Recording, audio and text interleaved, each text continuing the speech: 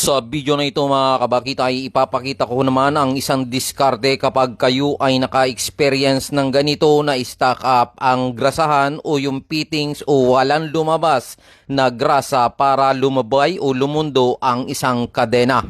At dahil nga sa may scrap na mga kabakit ang kadena na ito ay naisipan ko na mag-request ng acetylene para katingin na lang ang kadena at mas mabilis ang pagtatanggal nito maging ang sprocket at ang idler. Subalit wala tayong magagamit na adapter mga kabakit sa gasol na ito para ikonekta ang ating in-request na acetylene. Malamang magtaka kayo mga kabakit dahil ipinakita ko pa rin sa inyo mga kabakit ang pagtatanggal ng kadena dito sa kanan samantalang parehas lamang ang proseso nito sa pagtatanggal sa kabila.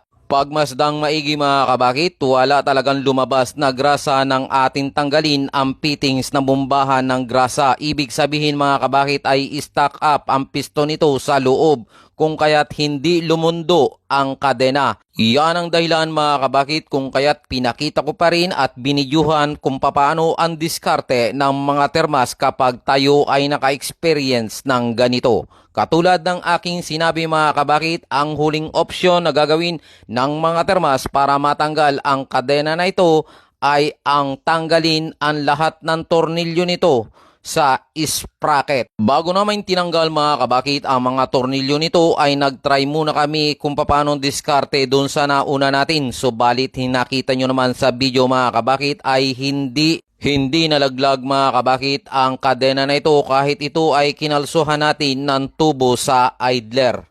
Nakadalawa tayong attempt hanggang sa huling attempt o yung pangatlong attempt ay hindi pa rin nalaglag ang kadena nito kung kaya't nagpasya na mga kabakit. Ang huling option na gagawin ng mga termas ay tatanggalin na nga ang mga tornilyo nito sa sprocket. Samahan nyo kaming muli mga kabakit at panoorin nyo muli ang video na ito kung paano ang diskarte kapag tayo ay naka-experience mga kabakit ng stack up ang idler at ang piston ng idler shafting nito sa kadena.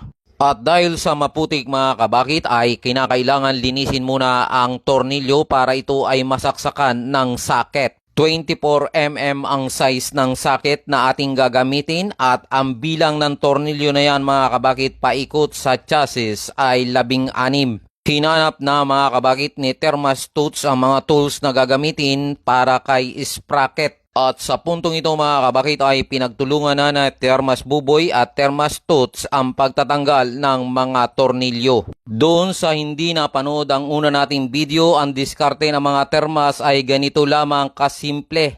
Kapag lundo na ang kadena dahil sa tinanggal ang fittings, ito ay sinisikwat lamang magkabila ng tubo para lumaglag ang kadena. Niluwagan muna mga kabakit ang lahat ng tornilyo at ngayon mga kabakit sa puntong ito ay isa-isa nang tinatanggal ni Thermas Buboy at ang mga tornilyo ay inaabot naman niya kay Thermas Tools. At ngayon nga mga kabakit ay natanggal na ang 16 na tornilyo ng sprocket. Ang sunod mga kabakit na ating gagawin ay bubuljakin na natin gamit ang maso para palabasin ang sprocket. Ang problema mga kabakit ay hindi rin ito natinag, ibig sabihin mga kabakit ang sprocket ay pakat. Kung hindi ito pakat mga kabakit ay ganito dapat ang mangyayari nito, lalaglag ang kadena kasabay na ng sprocket. Ngayong nalaman natin mga kabakit na pakat din ang sprocket na ito, ano na naman kaya ang sunod na diskarte ng mga termas? Dahil sa tinanggal na nga natin mga kabakit ang mga tornilyo nito sa sprocket, babalik tayo sa unang option. Lalagyan natin muli ng tubo ito sa idler para ikutin.